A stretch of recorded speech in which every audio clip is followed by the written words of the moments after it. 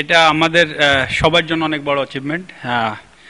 Hopefully ও continue করবে এবং এখানেই শেষ না, তবে ইনশাল্লাহ টেস্টে একসময় ইনশাল্লাহ 11-এ জায়গা করবে। তবে এই মুহূর্তে ও এত ইয়াং এবং এত নতুন এসে এত সুন্দর, মানে এত বড় একটা জায়গায় অবস্থান নিয়ে নিয়েছে, তো এটা আমাদের, আমি মনে করি পুরো বাংলাদেশের জন্য এটা প্রাউডের ব্যাপার। আহ, আর মুস্তাফিজের কথা বলবো যে ওর যা যা অ্যাচিভ করার ছিল অলমোস্ট এত কম বয়সে আমরা কেউ আশা করিনি যে এত কিছু অ্যাচিভ করবে। শুধু আইসিসি 11-এ চান্স পায় বড় ব্যাপার না, যা ওয়ে ইজ বোলিং এবং পুরো একটা টিমের পুরো ব্যালেন্সটাকে সে অন্যরকম করে দিয়েছে, এটা আমরা সবাই আগেই জানি।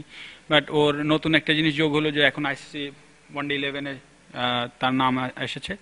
তবে আমি সবসময় আশা করব যে মানুষজন অবশ্যই এটাকে এটা ওর শুধু না, প্রত্যেকটা বাঙালি এখন গর্বিত হবে, এটা খুবই স্বাভাবিক, কিন্তু ওর পরে যেন আননেসেসারি প্রেশার ক্রিয়েট না করা হয়।